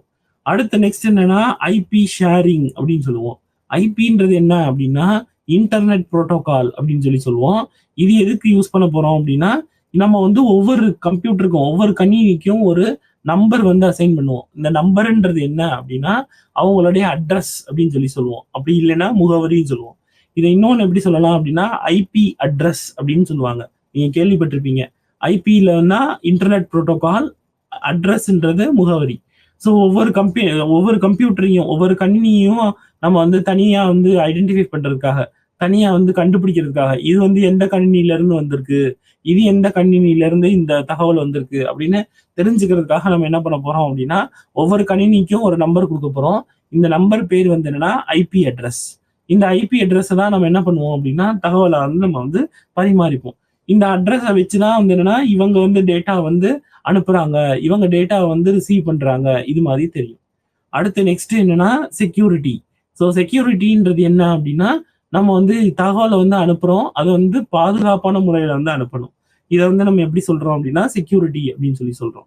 அப்புறம் சைட் மேனேஜ்மெண்ட். ஸோ எப்படி வந்து ஒரு வெப்சைட் இருக்கோ அதை வந்து மேனேஜ் பண்றது வந்து எப்படி, இதுவும் வந்து என்னன்னா ஒரு மென்பொருளுடைய அம்சம். இதெல்லாம் வந்து என்னன்னா எப்படி வந்து கொண்டு வர்றது. அதே மாதிரி அப்ளிகேஷன் டெவலப்மெண்ட் அப்படின்னு சொல்லிட்டு இருக்கு. அதுவும் எப்படி வந்து ஒரு அப்ளிகேஷன் வந்து டெவலப் பண்றது, என்னென்ன மென்பொருள்லாம் அதுல பயன்படுத்தணும். ஸோ இதெல்லாம் என்ன அப்படின்னா இணைய சேவையக மென்பொருளுடைய அம்சங்கள், என்னென்னலாம் அம்சங்கள் இருக்கு அப்படின்னு சொல்லி பார்க்கணும். இப்ப வந்து ஒரு நார்மலா வந்து ஒரு இணைய சேவையகம் இருக்கு. அது பயன்படுத்துறதுக்கு வந்து என்னென்னலாம் வந்து மென்பொருள்கள் வந்து யூஸ் பண்றாங்க. இப்ப நார்மலா வந்து ஒரு சில எடுத்துக்காட்டு மாதிரி இப்ப இதெல்லாம் வந்து என்னன்னா ஒரு சர்வருடைய பயன்பாட்டில் இருக்கிற சில இணையதள மென்பொருட்கள் அப்படின்னு சொல்லி பார்க்குறோம். அதுல முதல் இருக்கிற மென்பொருள் வந்து என்னன்னா ஐபிஎம் சர்வர் அப்படின்னு சொல்லி சொல்லுவோம். இந்த சர்வர் வந்து எதுக்காகனா ஐபிஎம்ல இருக்க, ஐபிஎம்ன்றது ஒரு தனி சார்பான ஒரு கம்பெனி. அந்த கம்பெனியில இருக்கக்கூடிய சர்வர்கள், அதுல இருக்கக்கூடிய இணைய சேவையகம் வந்து நம்ம வந்து அதை வந்து இது பண்றதுக்காக என்ன தேவை, ஐபிஎம் சர்வர்ன்றது தேவை. அதே மாதிரி NGINX சொல்லி ஒன்று இருக்கும். அதே மாதிரி டாம் கேட், இதெல்லாம் என்னன்னா அதோடைய எடுத்துக்காட்டு. ஒவ்வொரு இதோடைய அப்பாச்சி டாம் கேட் அப்படின்னு சொல்லி சொல்லுவோம். இது வந்து எதுக்கு யூஸ் பண்ணுவோம் அப்படின்னா ஜாவாக்காக யூஸ் பண்ணக்கூடிய ஒரு வெப் சர்வர், அது ஒரு வெப் சர்வர். அதே மாதிரி ஆரக்கிள்ன்றது என்ன அப்படின்னா அது டேட்டா பேஸோடைய சர்வர். ஸோ இது மாதிரி ஒவ்வொன்றுக்கும் ஒவ்வொரு பயன்பாடு இருக்கு. அந்த சர்வர் வந்து அந்த பயன்பாடை வந்து பண்ணும். இப்ப நார்மலா வந்து இப்போ வந்து ஒரு கிளையண்ட் இருக்காரு, அவருக்கு தேவையான டேட்டா வந்து யார்கிட்ட இருக்கு அப்படின்னா வெப் சர்வர்கிட்ட இருக்கு. இந்த வெப் சர்வருக்கும் அப்ளிகேஷன் சர்வருக்கும் என்ன வேறுபாடு, இதைத்தான் நம்ம இப்போ வந்து பார்க்க போறோம். இப்போ வெப் சர்வர் அப்படின்றது என்ன அப்படின்னா, வெப் பயன்பாட்டுக்காக பயன்படுத்துறது தான் என்ன அப்படின்னா வெப் சர்வர். அதே மாதிரி அப்ளிகேஷன் சர்வர்ன்றது எதுக்காக அப்படின்னா, அவர் வந்து ஒவ்வொரு அப்ளிகேஷனுக்கு ஏற்ற மாதிரி அவர் வந்து அந்த வேலைகளை வந்து பண்றதுக்காக இருக்கிறது தான் அப்ளிகேஷன் சர்வர். இப்போ வெப் சர்வர் வந்து காமனா, அதாவது அந்த தகவல் பரிமாறுறதுக்கு இது மாதிரி வந்து யூஸ் பண்றதா என்னன்னா வெப் சர்வர். இதே இது அப்ளிகேஷன் சர்வர்னா அந்த டேட்டா வந்து வியூ பண்ணி பார்க்கிறது, அந்த டேட்டாவுடைய சைஸ் என்ன, யார் ஓனரு, எப்ப அனுப்புனாங்க, இது மாதிரி இருக்கிற மெட்டா டேட்டா வந்து சேகரிக்கிறது தான் அதனுடைய பயன்பாடு. இப்போ வெப் சர்வருக்கும் அப்ளிகேஷன் சர்வருக்கும் என்ன வேறுபாடு அப்படின்னு சொல்லி பார்க்க போறோம். வெப் சர்வர் வந்து என்ன புரோட்டோகால் யூஸ் பண்ணும் அப்படின்னா HTTP புரோட்டோகால் அப்படின்னு சொல்லி சொல்லுவோம். ஹைப்பர் டெக்ஸ்ட் டிரான்ஸ்ஃபர் புரோட்டோகால்ன்றதை யூஸ் பண்ணும். இதே இது அப்ளிகேஷன் சர்வர்னா அது என்ன மாதிரி பயன்பாட்டில் இருக்கோ அதை யூஸ் பண்ணும். இப்போ ஃபார் எக்ஸாம்பிள் நான் வந்து ஒரு படம் வந்து மூவியை வந்து டவுன்லோட் பண்றேன். ஒரு தமிழ் திரைப்படத்தை வந்து நான் டவுன்லோட் பண்றேன். அப்போ அதுக்கு என்ன தேவை அப்படின்னா ஃபைல் டிரான்ஸ்ஃபர் புரோட்டோகால் அப்படின்றது தேவை. FTPன்னு சொல்லுவோம். அப்படி இல்லைன்னா நான் வந்து இப்போ என்னோட மெயில பாக்குறேன் அப்படின்னா என்ன வேணும்? SMTP, நம்ம கொஞ்ச நேரத்துக்கு முன்னாடி பார்த்தோம். POP3 இல்லைன்னா IMAP, இது ஏதாவது தேவைப்படும். ஸோ இது மாதிரி வந்து அது வந்து என்ன புரோட்டோகாலா அது அந்த பயன்பாட்டுக்கு ஏற்ற மாதிரி அந்த புரோட்டோகால் வந்து மாறும். அப்புறம் நெக்ஸ்ட் வந்து இது வந்து எதுல இருக்கும்? இது வந்து கண்டெய்னர்ல இருக்குமா இருக்காதா? அதே மாதிரி இதுல வந்து கண்டென்ட் வந்து மாறிக்கொண்டே இருக்குமா இல்லைன்னா அதே நிலையான வந்து ஒரு கண்டென்ட்டா இருக்குமா? ஸோ இதெல்லாம் என்னன்னா இந்த வெப் சர்வருக்கும் அப்ளிகேஷன் சர்வருக்கும் உள்ள வேறுபாடுகள். இப்போ இணையதள பயன்பாடுல வந்து என்னென்னலாம் வந்து நம்ம வந்து திட்டங்கள் இருக்கு அப்படின்னு சொல்லி பார்க்குறோம். நம்ம வந்து இப்ப இணையதளம் பயன்பாட்டுல வந்து என்னன்னா மிக சிறப்பான ஒரு இது பயன்பாடுன்றது என்ன அப்படின்னா நம்ம வந்து மெயில்ல தான் நம்ம வந்து அதிகமா பயன்படுத்துறோம். நம்ம மெயில்ல தான் நமக்கு என்ன தேவையில்லை தேவையா இருக்கு. நம்ம இணையதள வந்து சர்வர், அதாவது இது வந்து தேவையா இருக்கு. மற்ற இடத்துல கூட நம்ம என்ன பண்ணலாம்னா அந்த சர்வருக்கு பதிலாக வேற ஒரு இதை வந்து எம்ப்ளாய் பண்ணலாம். ஆனா இந்த மெயில்ல தான் நம்மளுக்கு என்ன இருக்கும்? நம்ம எல்லாமே வந்து ஒரு சீரான அமைப்பா வந்து இருக்கும். ஸோ அதுக்கு தேவையானது என்ன அப்படின்னா நம்மளுடைய அஞ்சல் சர்வர். இப்ப பயன்பாட்டு நிரல் வகைகள் என்னென்னலாம் வந்து இருக்கு அப்படின்னு சொல்லி பார்க்க போறோம். ஸோ என்னென்னலாம் நிரல் வகைகள் இருக்கு? நிரல்ன்றது ப்ரோக்ராம்னு சொல்லுவோம். ஸோ அப்போ நம்மளுக்கு வந்து என்னென்னலாம் இருக்கு அப்படின்னு பார்க்கும்போது ஃபர்ஸ்ட் நம்ம பார்க்கறது வந்து சிஸ்டமோடைய யூட்டிலிட்டிஸ். ஸோ நம்மளுடைய தேவைகளுக்கு ஏற்ற மாதிரி நம்மளுக்கு வந்து இருக்க பயன்பாடு தான் வந்து என்னன்னா சிஸ்டம் யூட்டிலிட்டிஸ் அப்படின்னு சொல்லி சொல்றோம். அதே மாதிரி கோப்புகள் ரிலேட்டடா இருக்கிற பயன்பாட்டை வந்து நம்ம என்ன சொல்றோம்னா ஃபைல் மேனேஜ்மெண்ட் யூட்டிலிட்டி அப்படின்னு சொல்லி சொல்றோம். அதுக்கப்புறம் ஸ்டோரேஜ் ரிலேட்டடா, அதாவது நம்ம வந்து எங்க ஸ்டோர் பண்ணணும், எங்க ரிட்ரீவ் பண்ணணும், இது மாதிரி சொல்றது பேர் என்ன அப்படின்னா ஸ்டோரேஜ் டிவைஸ் மேனேஜ்மெண்ட் யூட்டிலிட்டி. அதே மாதிரியே இதர யூட்டிலிட்டி அப்படின்றது எதை சொல்லுவோம் அப்படின்னா நம்மளுடைய மிஸ்செலேனியஸ் யூட்டிலிட்டி அப்படின்னு சொல்லி சொல்லுவோம். இப்ப இதுதான் வந்து என்னன்னா இணையதள பயன்பாட்டுடைய நிரல் வகைகள். ஸோ இது வரைக்கும் நம்ம என்ன பார்த்தோம் அப்படின்னா நம்மளுடைய யூனிட் 9ல இருக்கக்கூடிய நம்மளுக்கு வந்து வெப் சர்வர்னா என்ன, வெப் சர்வருடைய வகைகள் என்ன, அது வந்து அஞ்சல் சேவையகம்னா என்ன, வெப் சேவையகம்னா என்ன, அதே மாதிரி அதுல யூஸ் பண்ணக்கூடிய ஆப்ரேட்டிங் சிஸ்டம் இயக்க முறைமைனா என்ன, அதுக்கப்புறம் அதுல யூஸ் பண்ணக்கூடிய வன்பொருள்னா என்ன, மென்பொருள்னா என்ன, அதுக்கப்புறம் வந்து சேவை வந்து பண்றதுக்கு என்னென்னலாம் தேவைகள் இருக்கும், அந்த இந்த மின்னஞ்சல் சேவையகம்னா அதுக்கு என்னென்னலாம் தேவை இருக்கும், வலைதள சேவையகம்னா அதுக்கு என்னென்னலாம் தேவை இருக்கும், இது மாதிரி வந்து பார்த்தோம். அப்புறம் நெக்ஸ்ட் வந்து அதோடைய பயன்பாட்டு திட்டங்கள் என்னன்றதையும் பார்த்தோம். இப்ப நம்ம பார்க்கக்கூடிய டாபிக் என்ன அப்படின்னா சைபர் செக்யூரிட்டி. இது வந்து யூனிட் 10 டாபிக். சைபர் செக்யூரிட்டினா என்ன அப்படின்னு பார்க்க போறோம். இப்ப நார்மலா வந்து ஒரு கணினி இருக்கு. அந்த கணினியில வந்து எனக்கு தேவையான தகவல் வந்து வச்சிருக்கேன். இந்த தகவல் நான் மட்டும் பயன்படுத்துறேன் அப்படின்னா பிரச்சனை கிடையாது. ஆனா இந்த தகவல் வந்து வேற ஒருத்தவங்களுக்கு போயிடுச்சு அப்படின்னா அதை நம்ம என்ன சொல்றோம் அப்படின்னா அது வந்து டேட்டா லாஸ் அப்படின்னு சொல்லி சொல்றோம். ஸோ இது வந்து என்ன ஒரு பிரச்சனைகளை வந்து உண்டு பண்ணும் அப்படின்னா இப்ப இந்த தகவல் வந்து எப்படிப்பட்ட தகவல், இது வந்து எனக்கு மட்டுமே சொந்தமான தகவலா இல்லைன்னா மற்றவங்களும் இந்த தகவலை வந்து அவங்க வந்து பயன்படுத்த முடியுமா அப்படின்னு பாக்குறோம். ஸோ அப்படி பார்க்கும்போது நம்மளுடைய டேட்டா நம்ம வந்து இது மட்டும் தான் யூஸ் பண்ணணும், வேற யாரும் பயன்படுத்தக்கூடாது அப்படின்னு நம்ம நினைச்சோம்னா நம்ம வந்து அப்ப சைபர் செக்யூரிட்டி பிரின்சிபிள்ஸ் அப்படின்னு சொல்லி சில வழிமுறைகள் வந்து இருக்கும். அந்த வழிமுறைகளை நம்ம என்ன பண்ணணும், பின்பற்றணும். ஸோ இப்ப நம்ம வந்து முதல் என்னென்னலாம் பார்க்க போறோம் அப்படின்னா சைபர் செக்யூரிட்டினா என்ன, அப்புறம் சைபர் பாதுகாப்புன்றது என்ன, அதுக்கப்புறம் நெக்ஸ்ட் வந்து சைபர் செக்யூரிட்டிக்கும் இன்ஃபர்மேஷன் செக்யூரிட்டி தகவல் பாதுகாப்புக்கும் நம்மளுடைய சைபர் செக்யூரிட்டிக்கும் என்ன வேறுபாடு, அப்புறம் வந்து முதல்ல வந்து எப்படி வந்து ஒரு சைபர் செக்யூரிட்டின்றதை கொண்டு வந்தாங்க, அப்புறம் நெக்ஸ்ட் வந்து ஐஓடின்றது என்ன, இன்டர்நெட் ஆஃப் திங்ஸ்னா என்ன, ஸோ இது மாதிரி வந்து பார்க்க போறோம். அடுத்து நெக்ஸ்ட் வந்து நம்மளுடைய சட்டங்கள் என்னென்னலாம் இருக்கு, வலைதளத்துல வந்து நம்ம வந்து பயன்பாடு, அதே மாதிரியே வந்து நம்மளுடைய உபயோகிக்கும் முறை, அதுக்கு வந்து என்னென்னலாம் வந்து சட்டங்கள் இருக்கு அப்படின்னு சொல்லிட்டு பார்க்க போறோம். அதே மாதிரியே என்னென்னலாம் வந்து நம்மளுடைய தடைகளா வந்து இப்ப இருக்கு, எதனாலலாம் வந்து நம்மளுக்கு வந்து தகவல் வந்து வேற ஒருத்தவங்க கையில போயிடுது, ஸோ எதனால வந்து இந்த மாதிரி ஆகுது அப்படின்னு சொல்லிட்டு நம்ம அது வந்து அதோடைய தடைகளை வந்து பார்க்க போறோம். நம்ம வந்து சைபர் செக்யூரிட்டி அப்படின்னு சொல்றது என்ன அப்படின்னா, நம்ம சைபர் ஸ்பேஸ் அப்படின்னு சொல்லி இருக்கிற நம்ம கம்ப்யூட்டர்ல வந்து நடக்கக்கூடிய திருட்டுகள் தான் நம்ம என்ன சொல்றோம், நம்ம வந்து சைபர் செக்யூரிட்டி அப்படின்னு சொல்லி சொல்றோம். இது வந்து எப்படினாலும் இருக்கலாம். இப்ப நீங்க வந்து ஒரு டேட்டா வந்து என்ன பண்ணியிருக்கீங்க அப்படின்னா, நீங்க வந்து அதை வந்து சேமித்து வைக்கிறீங்க. அதே மாதிரியே பிற்கால தேவைக்காக அதை வச்சிருக்கீங்க. இப்ப என்ன ஒரு பிரச்சனை அப்படின்னா, இந்த பிற்கால தேவைக்கானதையும் இல்லைன்னா நீங்க வந்து பயன்படுத்தக்கூடிய ஒன்றும் நம்மளுக்கு வந்து என்ன ஆகும் அப்படின்னா, வேற ஒருத்தவங்க அதை வந்து அக்சஸ் பண்ணிட்டாங்க அப்படின்னா, நம்மளுக்கு வந்து என்னன்னா, அதுல இருக்கக்கூடிய இது வந்து போயிடும். அதுல இருக்கக்கூடிய ஒரிஜினாலிட்டி வந்து போயிடும். அவங்க வேற ஒருத்தவங்க வந்து அதையே வந்து திருப்பியும் வந்து என்ன பண்ணிடலாம், அவங்க வந்து பிரதிபலிப்பு வந்து பண்ணிடலாம். ஸோ இதை அவாய்ட் பண்றதுக்கு தான். இதை வந்து ரிமூவ் பண்றதுக்கு, இல்லைன்னா இதை வந்து நடக்காம தடுக்கிறதுக்கு நமக்கு என்ன தேவை அப்படின்னா, நம்ம வந்து கணினி பாதுகாப்பை வந்து மெயின்டைன் பண்ணணும். ஸோ இதனால நம்ம என்ன சொல்றோம் அப்படின்னா, சைபர் செக்யூரிட்டி அப்படின்னு சொல்லி சொல்றோம். இப்ப சைபர்ன்றது என்ன அப்படின்னா, நம்ம கம்ப்யூட்டரை சொல்றோம், அதான் சைபர்ன்னு சொல்லி சொல்லுவோம். அதுல இருக்கக்கூடிய பாதுகாப்பு அம்சங்களை தான் நம்ம என்ன சொல்றோம்னா சைபர் செக்யூரிட்டின்னு சொல்றோம். இந்த சைபர் செக்யூரிட்டி வந்து எங்க இருந்து வந்தது அப்படின்னா, இந்த 3 இது மூலமா தான் வந்தது. ஒன்னு என்ன அப்படின்னா கான்ஃபிடென்ஷியாலிட்டி, ரெண்டாவது என்னன்னா இன்டெகிரிட்டி, மூணாவது வந்து அவைலபிலிட்டி. ஸோ இந்த 3 இதுவும் வந்து என்னன்னா சிஐஏ அப்படின்னு சொல்லி சொல்லுவாங்க.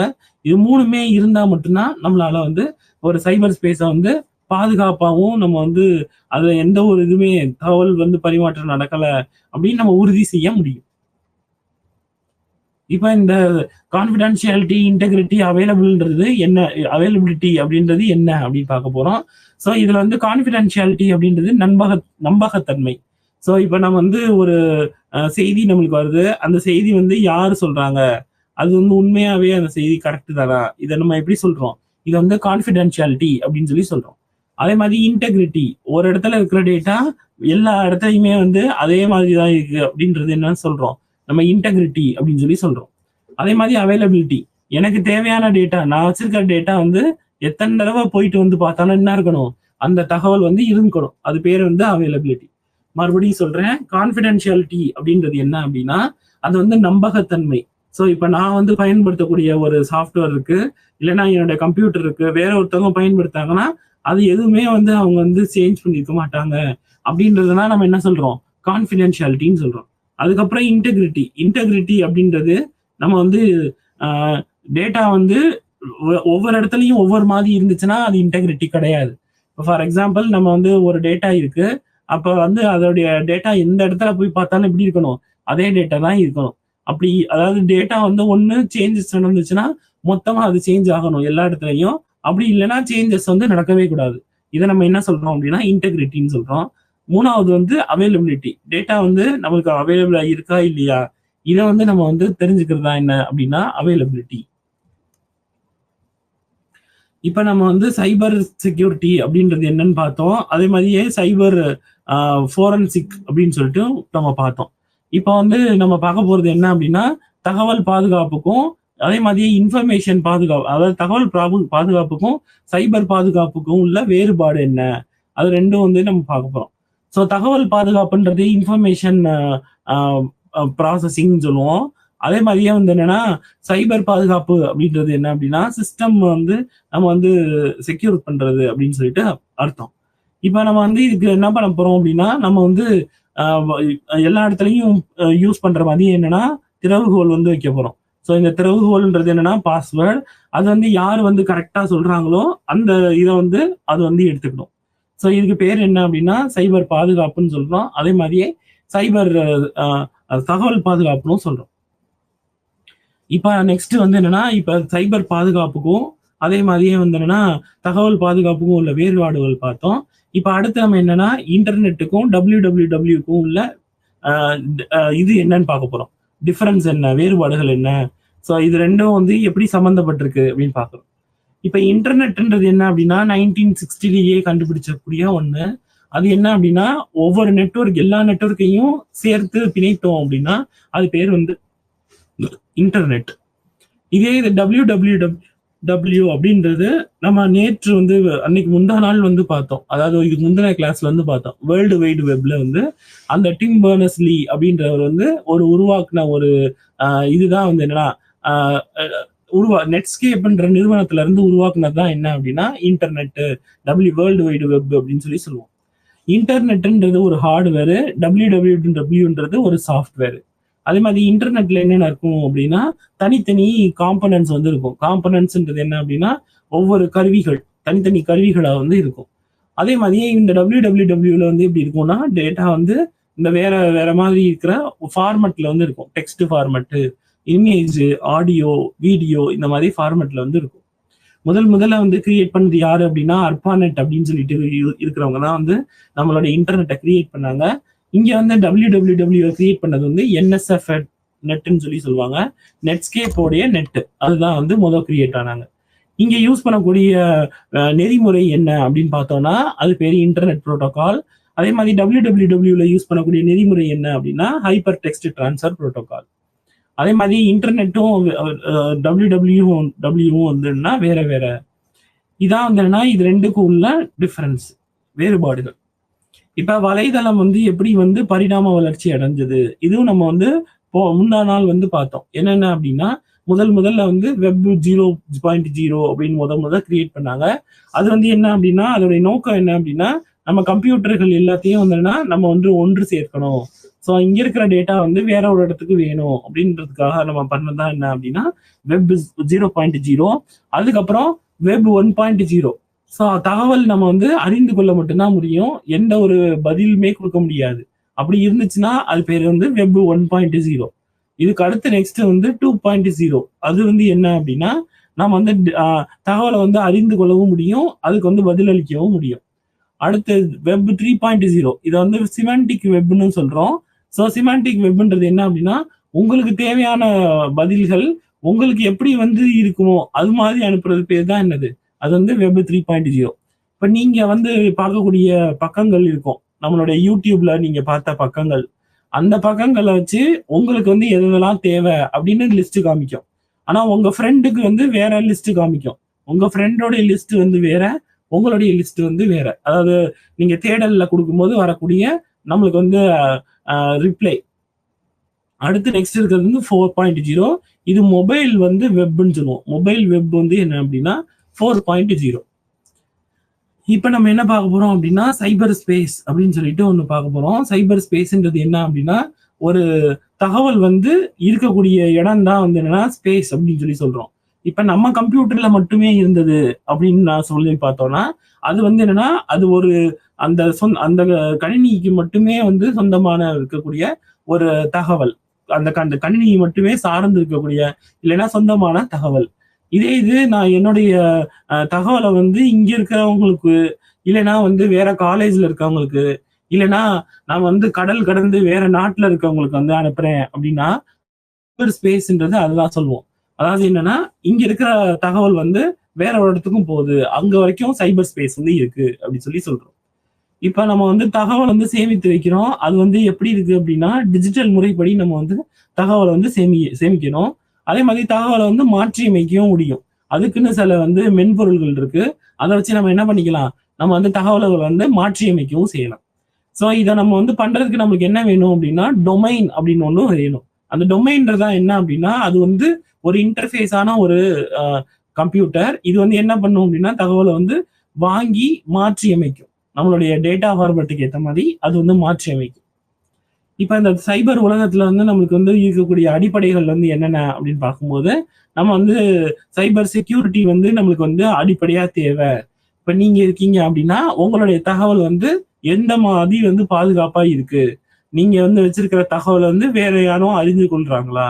ஸோ அப்ப அதுக்கு வந்து நம்மளுக்கு என்னென்னலாம் வந்து பார்க்கணும் அப்படின்னு பார்க்கும்போது 3 டைப் ஆஃப் செக்யூரிட்டி வந்து பார்க்கணும். சைபர் செக்யூரிட்டி வந்து 3ஆ பிரிக்கிறோம். அப்ப என்னென்ன அப்படின்னு பார்க்கும்போது தகவல் பாதுகாப்பு அப்படின்னு சொல்லி சொல்றேன், இன்ஃபர்மேஷன் செக்யூரிட்டி. அப்புறம் நெட்வொர்க் பாதுகாப்பு, பிணைய பாதுகாப்புன்னு சொல்றேன், நெட்வொர்க் செக்யூரிட்டி. அதுக்கப்புறம் பயன்பாட்டு பாதுகாப்பு அப்படின்னு சொல்றேன், நம்மளுடைய அப்ளிகேஷன் செக்யூரிட்டி. இந்த 3 செக்யூரிட்டியுமே வந்து இருந்தது, 3மே வந்து செக்யூர்டா இருந்தது அப்படின்னா உங்களுடைய சைபர் உலகம் வந்து செக்யூர்டான உலகம் அப்படின்னு சொல்லிட்டு அர்த்தம். இப்ப வந்து இந்த சைபர் உலகத்துல வந்து நம்மளுக்கு வந்து என்னென்னலாம் வந்து அடிப்படைகள் இருக்கு அப்படின்னு பார்க்கும்போது நம்ம வந்து சில அடிப்படை வந்து என்னன்னு தெரிஞ்சிருக்கணும். அது என்ன அப்படின்னா முதல் வந்து கிளவுட் அப்படின்னு சொல்லி சொல்லுவோம். இப்ப இந்த கிளவுடுன்றது என்ன அப்படின்னா நம்மளுடைய வெப்பேஜ் வந்து ஸ்டோர் பண்ணி வைக்கக்கூடிய சில இடங்கள் தான் என்னது கிளவுடு. இப்ப கிளவுடுன்றது என்ன அப்படின்னா இப்ப நம்ம கம்ப்யூட்டர்ல எனக்குன்னு சொல்லிட்டு சில மெமரிகள் வந்து இருக்கும். மெமரின்றது ஸ்டோர் பண்ணி வைக்கக்கூடிய ஒண்ணு. அப்ப எனக்குன்னு சொல்லிட்டு சில மெமரி இருக்கும். அதுல நான் வந்து தகவல்கள் வந்து ஸ்டோர் பண்ணி வைக்கிறேன். இப்ப என்னுடைய கம்ப்யூட்டர்ல மட்டும்தான் அது வந்து அவைலபிளா இருக்கும். அதுல மட்டும்தான் அது வந்து இருக்கும். இப்ப வேற ஒரு இடத்துக்கு வேணும் அப்படின்னா நம்ம என்ன பண்ணணும்? இப்ப வந்து நான் வீட்ல வந்து பயன்படுத்தின ஏதோ ஒரு பவர் பாயிண்ட் வந்து எனக்கு இப்ப வேணும் அப்படின்னா என்ன பண்ணணும்? பண்ண முடியாது. நான் வீட்டுக்கு போய் தான் எடுக்க முடியும். இதே இது வந்து அத நான் வந்து இன்டர்நெட்ல வச்சிருந்தேன் அப்படின்னா என்ன ஆகும்? அது வந்து எங்க இருந்தனாலும் நம்ம என்ன பண்ணிக்கலாம்? பகிர்ந்து கொள்ளலாம். சோ அப்ப அதுக்காக நம்ம என்ன பண்றோம் அப்படின்னா கிளவுடுன்னு சொல்லி ஒண்ணு கொண்டு வரோம். அப்ப கிளவுடுன்றது என்ன அப்படின்னா ஒரு சர்வர் மாதிரி இருக்கக்கூடிய சில கருவிகள் தான். இந்த கருவிகள் எல்லாம் ஒன்று சேர்ந்து என்ன பண்ணோம் அப்படின்னா தகவல்களை வந்து சேமித்து வைத்துக் கொண்டே இருக்கும். ஸோ அப்ப அந்த மாதிரி சேமித்து வைத்துக் கொண்டே இருக்கக்கூடியது தான் என்ன அப்படின்னா கிளவுடுன்னு சொல்லி சொல்லுவோம். அடுத்து நெக்ஸ்ட் வந்து சாஃப்ட்வேர், மென்பொருள். ஸோ அப்ப என்னென்னலாம் மென்பொருள் வந்து தேவை, என்ன மாதிரி மென்பொருள் இருந்தா நம்மளால சீரா வந்து ஒர்க் பண்ண முடியும். ஸோ இது வந்து ஒரு சைபர் உலகத்துல வந்து அடிப்படையான ஒண்ணு. அப்புறம் டொமைன். ஸோ எந்த இது வந்து ஹோஸ்ட் ஆகுது, ஸோ எந்த கம்ப்யூட்டர் எந்த வேலை பார்க்குது, ஸோ இது மாதிரி நம்ம வந்து இதை தெரிஞ்சுக்கிறதுக்கு பேர் தான் என்ன அப்படின்னா டொமைன். அப்புறம் வெர்ச்சுவல் பிரைவேட் நெட்வொர்க். நான் வந்து பயன்படுத்தக்கூடிய தகவல் வந்து வேற யாருக்கும் தெரியாம நம்ம வந்து என்னன்னா அது வந்து யாருக்கும் தெரியாத மாதிரி இருக்கணும் அப்படின்னா நான் என்ன செய்வேன்னா வெர்ச்சுவல் பிரைவேட் நெட்வொர்க் அப்படின்னு சில விதிமுறைகளை வந்து ஃபாலோ பண்ணுவேன். இந்த விதிமுறைகள் என்ன பண்ணும் அப்படின்னா காமனா இருக்கிற ஃபார்மெட்டுக்கு ஏற்ற மாதிரி இருக்காது. அப்ப டேட்டா ஃபார்மெட் மாறிடுச்சு அப்படின்னா அப்ப நான் வந்து எடுத்திருக்கிற டேட்டா வந்து வேற ஒருத்தவங்களை வந்து வேற ஒரு மாதிரி ரீட் பண்ண வைக்கும். அப்ப என்ன ஆகும்? டேட்டா வந்து தகவல் வந்து கரெக்டா வந்து போகாது. அதனால நம்ம வந்து என்ன பண்ணணும்? கரெக்டான டேட்டா வந்து கரெக்டான நெறிமுறையில தான் நம்ம வந்து பயன்படுத்தணும். அப்புறம் நான் சொன்ன மாதிரி ஒவ்வொன்றுக்கும் ஒவ்வொரு கம்ப்யூட்டரையும் ஐடென்டிஃபை பண்றதுக்காக நம்ம என்ன வச்சிருப்போம்? அஞ்சல் அப்படின்னு சொல்லி வச்சிருப்போம். அது பேர் வந்து ஐபி அட்ரஸ். இந்த ஐபி அட்ரஸ்ன்றது இன்டர்நெட் புரோட்டோகால் அட்ரஸ் அப்படின்னு சொல்லி சொல்லுவோம். அடுத்து நெக்ஸ்ட் வந்து இதை வந்து எப்படி வந்து நம்ம வந்து பயன்படுத்துறது, ஸோ இல்லைன்னா அது வந்து தப்பா வந்து யூஸ் பண்றது எப்படி, அதான் எக்ஸ்ப்ளாய்ட். அதை வந்து நம்ம வந்து தடுக்கிறதுக்காக நம்ம வந்து அதெல்லாம் தெரிந்து கொள்வோம். அடுத்து பிரீச். இதுவும் வந்து என்னன்னா எப்படி வந்து ஒரு நார்மலா இருக்கக்கூடிய வேற ஒருத்தவங்களுடைய தகவலை வந்து மற்றவங்க வந்து அதை பயன்படுத்துறாங்க, ஸோ எதனால வந்து அப்படி வந்து எடுக்கிறாங்க, அதை எப்படி வந்து நம்ம வந்து தவிர்க்கணும். ஸோ இது மாதிரி பாக்குறது வந்து பிரீச்.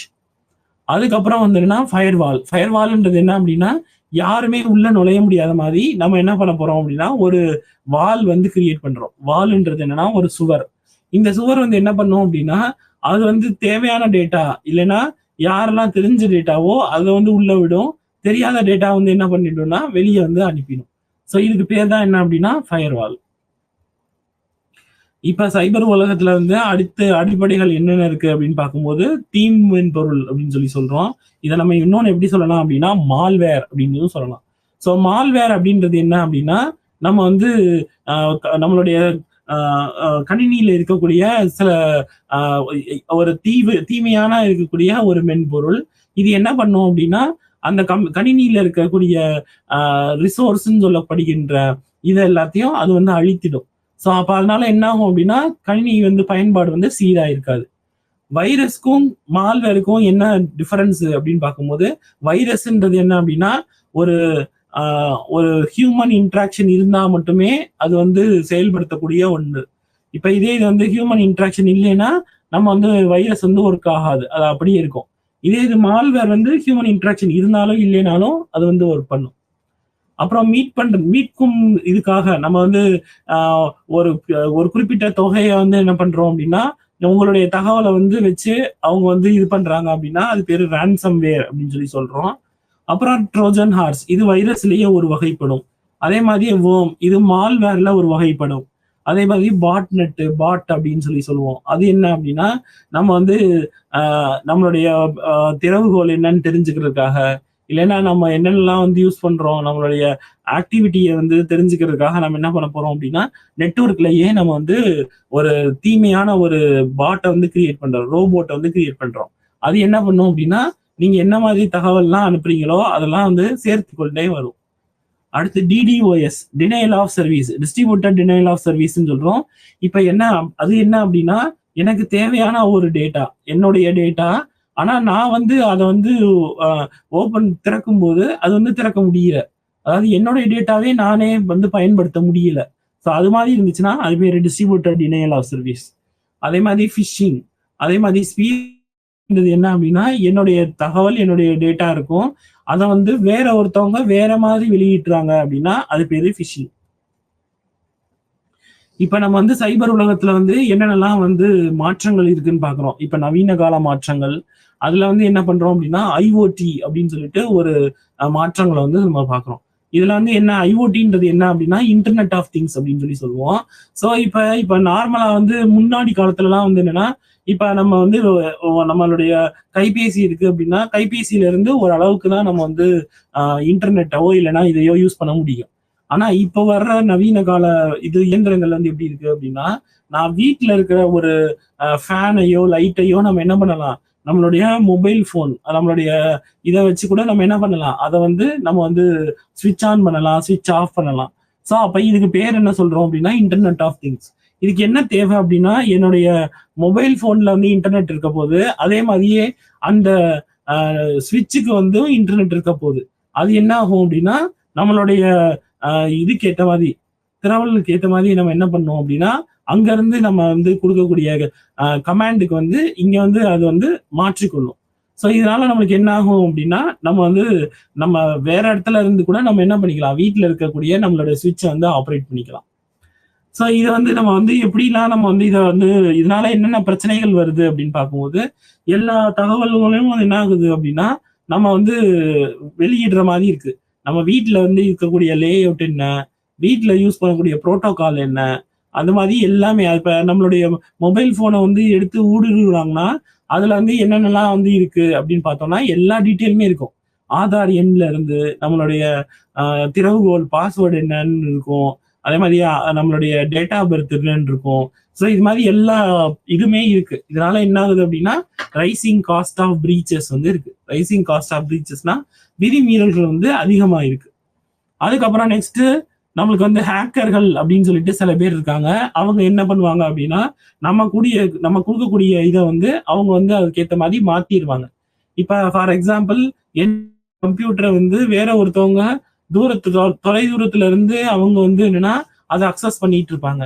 இது வந்து என்னன்னா தப்பு. ஸோ இது மாதிரி வந்து இருக்கிறது பேரு ஹேக்கர்.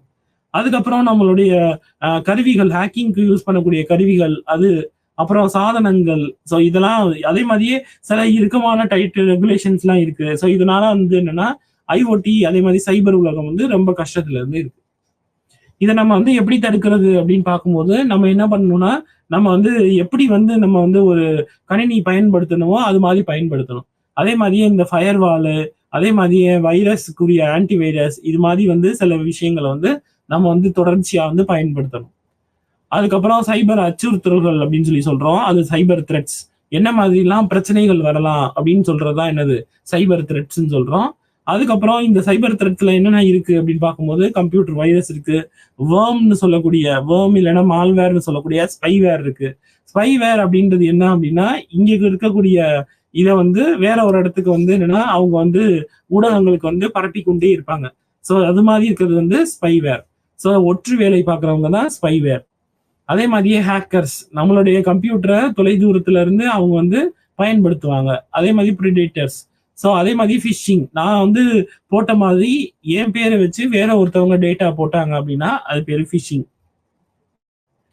ஸோ இதெல்லாம் நம்ம வந்து அவாய்ட் பண்றதுக்கு என்ன பண்றோம் அப்படின்னா நம்ம வந்து சைபர் கிரைம் அப்படின்னு சொல்லிட்டு நம்ம வந்து கவர்மெண்ட் ஆஃப் இந்தியால இருந்து ஒரு புது டிவிஷனை கொண்டு வர்றோம். அதே மாதிரியே வந்து அதுக்கு சட்டத்திட்டங்களை வந்து கொண்டு வர்றோம். இதுல என்னெல்லாம் பண்றோம், என்னென்னலாம் சட்டத்திட்டங்கள் இருக்கு அப்படின்னு பார்க்க போறோம். அதுக்கு முன்னாடி என்னென்னலாம் சைபர் கிரைம் அப்படின்னு பார்க்க போறோம். சைபர் கிரைம்னா என்ன, சைபர் கிரைம்ல வந்து என்ன அப்படின்னா வேற ஒரு இடத்துல இருந்து நம்மளுடைய கம்ப்யூட்டர் வந்து அக்சஸ் பண்ணாங்க, அது பேர் வந்து ஹேக்கிங். அதே மாதிரி என்னுடைய தகவல்கள் வந்து திருடுறாங்க அப்படின்னா அது பேர் தெஃப்ட். அதே மாதிரி ஏன் இமெயில வந்து ஓபன் பண்றாங்க, அதுல இருக்கக்கூடிய தகவல்களை வந்து அழிக்கிறாங்க அப்படின்னா அது பேர் இமெயில் பாம்பிங். அதே மாதிரி டேட்டா டில்டிங், என்கிட்ட இருக்கிற டேட்டாவையே வந்து சில வார்த்தைகளை மட்டும் என்ன பண்றாங்க, மாத்துறாங்க. அப்படி இருந்ததுன்னா டேட்டா டில்டிங். அதே மாதிரி சலாமி அட்டாக்ஸ். ஸோ சில அட்டாக்ஸ் வந்து நம்ம வந்து பண்ணுவாங்க என்ன அப்படின்னா, இந்த இன்ஃபர்மேஷன்ல வந்து யார் அனுப்புனா யாரு வந்து ரிசீவ் பண்ணான்ற இன்ஃபர்மேஷன் மட்டும் மாற்றி விடுவாங்க. ஸோ இது மாதிரி இருக்கிறது வந்து சலாமி அட்டாக்ஸ். அடுத்து நெக்ஸ்ட், இப்போ எனக்கு தேவையான டேட்டா, என்னுடைய டேட்டாவை வந்து நானே அக்சஸ் பண்ண முடியாத மாதிரி அவங்க வந்து வச்சிருப்பாங்க. இது பேரு டினைல் ஆஃப் சர்வீஸ் அட்டாக். அதே மாதிரியே நம்மளுடைய கம்ப்யூட்டர்ல வந்து சில தீமையான வந்து மென்பொருட்களை வந்து அனுப்பி விடுவாங்க. அது பேரு வைரஸ் ஆர் வார்ம். அதே மாதிரியே நம்மளுடைய கம்ப்யூட்டருடைய செயல்பாடுகளை வந்து குறைக்கிறதுக்காக சில லாஜிக்கல் பாம்ஸ் கொடுப்பாங்க. அதே மாதிரியே கம்ப்யூட்டர் வந்து ரீஸ்டார்ட் ஆகிக்கொண்டே இருக்கும், அது மாதிரி வந்து பண்றதுக்காக ட்ராஜன் அட்டாக்ஸ். அதே மாதிரி இன்டர்நெட்டோடைய செயல்பாடை வந்து குறைக்கிறதுக்காக நம்மளுக்கு வந்து தேவையில்லாத சாஃப்ட்வேர்களை வந்து உள்ளுக்குள்ள கொண்டு வருவாங்க. இது பேரு இன்டர்நெட் டைம் தெஃப்ட்ஸ். அதுக்கப்புறம் நம்ம வெப்பேஜ்ல வந்து இருக்கக்கூடிய நம்மளை பத்தின இன்ஃபர்மேஷனை வந்து வேற ஒரு இடத்தவங்களுக்கு விற்கிறாங்க, அவங்க பேர் வந்து வெப் ஜாக்கிங். ஸோ இது மாதிரி வந்து நிறைய சைபர் கிரைம்ஸ் வந்து இருக்கு.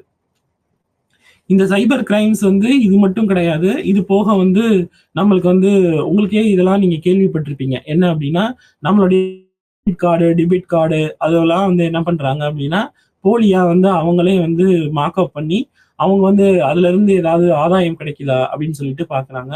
அதே மாதிரி நம்மளுடைய அடையாளத்தை வந்து வேற ஒருத்தவங்க கொடுக்குறாங்க, அது மாதிரி அடையாள திருட்டு, கிரெடிட் கார்டு திருட்டு. அதே மாதிரியே நான் டெலிவரி ஆஃப் குட்ஸ், நம்ம வந்து காசு கொடுத்து நம்ம வந்து வீட்டுக்கு வந்து சேவைகள் வந்து வேணும்னு சொல்லிட்டு நம்ம வந்து சப்ஸ்கிரைப் பண்ணியிருப்போம், ஆனா அதை கொடுக்காம இருக்கிறது. இல்லைன்னா நம்ம வந்து ஒரு பொருளை வந்து ஆர்டர் செய்திருப்போம், ஆனா அது வந்து வீட்டுக்கு டெலிவர் ஆகாம இருக்கிறது, தப்பான ஒருத்தவங்களுக்கு வந்து எஸ்கார் பண்றது. அது மாதிரி இருக்கிறது தான் வந்து என்னன்னா நம்ம சைபர் கிரைம்ல இருக்கிற மிகப்பெரிய. அப்ப இதை வந்து எப்படி வந்து செயல்படுத்துறாங்க அப்படின்னு பார்க்கும்போது 2 விதமா செயல்படுத்துறாங்க. ஒண்ணு வந்து நம்ம கணினியை வந்து ஒரு இலக்கா வச்சு பண்றாங்க. ஒரு கணினி தான், இந்த கணினியை வந்து நம்ம டார்கெட் பண்றோம். ஸோ இந்த இந்த கணினியை வந்து அப்ப இந்த பயன்படுத்துறவரை வந்து டார்கெட் பண்ணணும், அப்படி பண்றது வந்து ஒண்ணு. அப்படி இல்லைன்னா கணினி மூலமாவே பண்றாங்க. அப்ப கணினி தான் கணினியவே வந்து என்ன பண்ணுது, அது வந்து சைபர் கிரைம் வந்து பண்ணுது. ஸோ என்னென்னலாம் சட்டத்திட்டங்கள் இருக்கு அப்படின்னு சொல்லி பார்க்குறோம். சட்டத்திட்டங்கள் வந்து இது வந்து உங்களுக்கு புக்லையும் கொடுத்துருப்பாங்க. ஸோ இதெல்லாம் வந்து என்னன்னா நம்மளுக்கு வந்து என்னென்னலாம் இப்போ நம்ம பார்த்த சைபர் கிரைமுக்கு ஏற்ற மாதிரி அதுக்குரிய இதையும் கிரைமையும் கொடுத்துருக்காங்க. இப்ப இந்த தடைகள் வந்து பாதுகாப்பு தடைகள் என்னென்னலாம் இருக்கு அப்படின்னு பார்க்கும்போது, நம்ம இப்ப வந்து சில டேலண்டானவங்க வந்து தப்பான இடத்துல வந்து வேலை பார்க்கறது தான் இதோடைய மிக மிக முக்கியமான காரணம். ஸோ அப்ப டேலண்ட் ஷார்டேஜ் இருக்கிறது. இப்ப சில இதுலலாம் வந்து என்னன்னா சைபர் கிரைம் டிவிஷன்லலாம் வந்து டேலண்டடா இருக்கிறவங்க இருந்தாங்கன்னா, அவங்க தகவல் வந்து என்னன்னா வெளியிட மாதிரி அவங்க வந்து தவிர்த்துடுவாங்க. அதுக்கப்புறம் நெக்ஸ்ட் வந்து நம்ம வந்து தேவையில்லாத இதெல்லாம் நம்ம ஓபன் பண்றது, ரிஸ்க் வந்து இருக்கிற மாதிரி இருக்கிறத எடுக்கிறது. அதே மாதிரி ஆபத்தை வந்து ஃபர்ஸ்ட் வந்து வந்து ப்ரியாரிட்டைஸ் பண்ணி அதை வந்து வந்து முன்னுரிமை.